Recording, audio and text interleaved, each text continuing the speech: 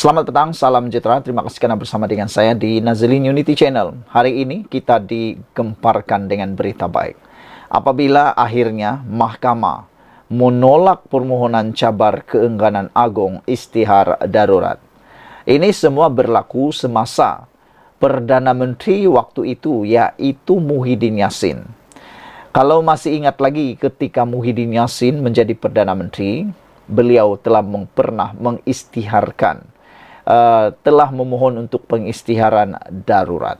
Ke-Bawah Duli Maha Mulia yang di-Pertuan Agong telah pun menolak permohonan tersebut. Kali pertama ditolak. Apa ceritanya? Dengarkan ini.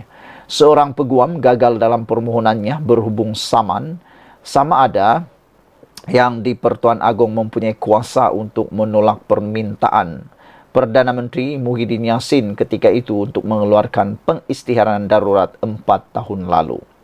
Maknanya, Muhyiddin Yassin pada ketika itu memohon supaya darurat diistiharkan oleh Ke-Bawah Duli Yang Maha Mulia di-Pertuan Agong.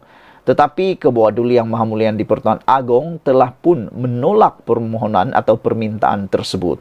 Oleh sebab itulah peguam ini telah pun memohon supaya mahkamah menentukan adakah sama ada yang di-Pertuan Agong mempunyai kuasa untuk menolak permintaan Perdana Menteri. Kalau yang ini ramai yang cakap, sebenarnya semua orang tahu. Itu semua adalah kuasa budi bicara yang di-Pertuan Agong walaupun menerima nasihat daripada Perdana Menteri. Hakim Mahkamah Tinggi Kuala Lumpur Wan Ahmad Farid Wan Saleh menolak tindakan Syed Iskandar Syed Jaafar dengan alasan isu itu bukanlah sesuatu yang mahkamah boleh campur tangan. Betul lah kan? Apa-apa keputusan Ke-Bawah Duli Yang Maha Mulia yang di-Pertuan Agong tidak boleh dipertikaikan oleh mana-mana mahkamah di Malaysia. Tapi tak tahulah, ada juga yang cuba-cuba nak mempertikai. Ada juga cuba-cuba tak puas hati. Yang paling tak puas hati ini ialah berkaitan dengan darurat. Rakyat sebenarnya pada waktu itu memang tak suka dengan darurat. Ramai yang tak boleh kerja, ramai yang tak boleh mencari makan dan sebagainya. Itu sebab rakyat sebenarnya waktu itu kalaulah bukan terpaksa, mereka tak mahu. Itu sebabnya Ke-Bawah Duli Yang Maha Mulia yang di-Pertuan Agong mungkin mengambil keputusan tersebut. Wan Ahmad Farid memutuskan perkara itu membabitkan isu kabinet dan yang diberi kuasa mengikut perlembagaan untuk menasihati Seri Paduka dalam isu dasar dan keselamatan.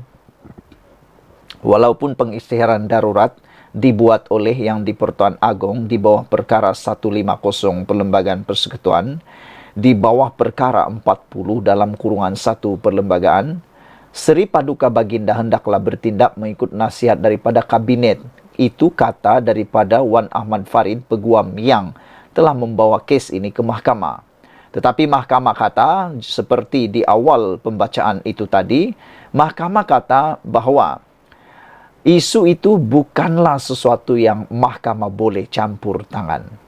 Ya, sepatutnya anda tahu itu, tapi tak tahulah, sengajalah kali kan. Saudara-saudara sekalian, mahkamah sentiasa menggenggam perkara keselamatan mempunyai tekstur yang pelik. Kabinet sebagai cabang eksekutif, kerajaan mempunyai maklumat risikan mengenai perkara keselamatan yang tidak dimiliki oleh mahkamah dan oleh itu berada dalam kedudukan terbaik untuk menasihati yang di-Pertuan Agong, kata Wan Ahmad Farid. Hakim itu menegaskan bahawa mahkamah secara amnya tidak mempunyai bidang kuasa untuk mendengar tindakan ke atas Seri Paduka Baginda ketika melaksanakan tugas kuasa perlembagaan untuk mengistiharkan darurat disebabkan klausa penyingkiran perkara 150 dalam kurungan 8 perlembagaan.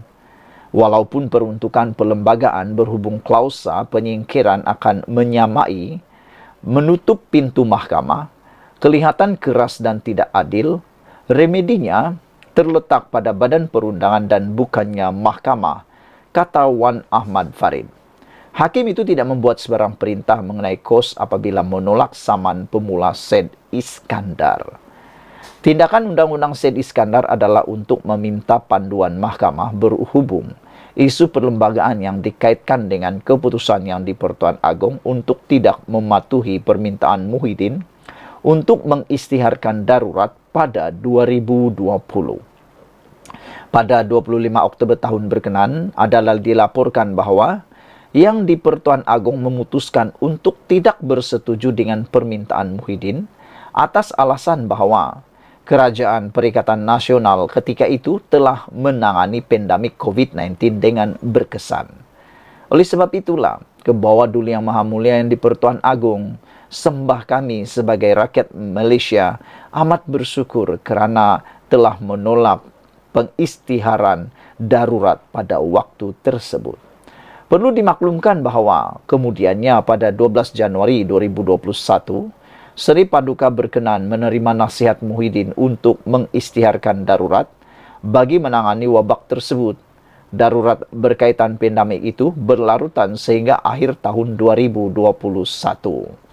Menerusi saman itu, Syed Iskandar memohon Mahkamah untuk menentukan antara lain sama ada Seri Paduka mempunyai budi bicara yang tidak terbatas untuk tidak mengisytiharkan darurat, walaupun nasihat Perdana Menteri atau Kabinet Persekutuan adalah sebaliknya. Plenatif juga mahu Mahkamah menentukan perkara ini melalui peruntukan perkara 40 dan 150 Perlembagaan Persekutuan. Saudara-saudara sekalian, dengan keputusan Mahkamah menolak permohonan cabar keengganan Agung isytihar darurat ini, maka kita mula memahami bahawa bukan semua perkara ahli politik boleh mempengaruhi Seri Paduka Baginda. Seri Paduka Baginda mempunyai kuasa budi bicara yang mana kata Mahkamah, Hakim Mahkamah Tinggi Kuala Lumpur, iaitu Wan Ahmad Farid Wan Saleh, menolak tindakan Syed Iskandar Syed Jaafar dengan alasan isu itu bukanlah sesuatu yang Mahkamah boleh campur tangan. Hakim berkata, beliau memutuskan perkara itu membabitkan isu kabinet yang diberi kuasa mengikut perlembagaan untuk menasihati Seri Paduka Baginda dalam isu dan keselamatan. Walaupun pengisytiharan darurat dibuat oleh Yang di-Pertuan Agong di bawah perkara 150 Perlembagaan Persekutuan di bawah perkara 40 dalam kurungan satu perlembagaan, Seri Paduka hendaklah bertindak mengikut nasihat daripada kabinet. Mahkamah sentiasa menganggap perkara keselamatan mempunyai tekstur yang pelik, kata hakim tersebut. Kabinet sebagai cabang eksekutif kerajaan mempunyai maklumat risikan, mempunyai perkara keselamatan yang tidak dimiliki oleh mahkamah, dan oleh itu berada dalam kedudukan terbaik untuk menasihati Yang di-Pertuan Agong, kata Wan Ahmad Farid, hakim tersebut.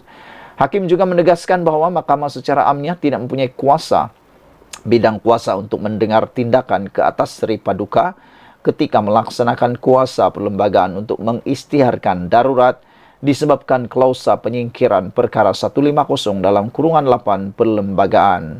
Saudara-saudara sekalian, apapun kita ingin mengatakan daulat tuanku, junjung kasih ke bawah Duli Yang Maha Mulia di-Pertuan Agong. Sekian dulu untuk kali ini. Jangan lupa tinggalkan komen Anda, tekan butang subscribe. Kita jumpa lagi. Bye-bye.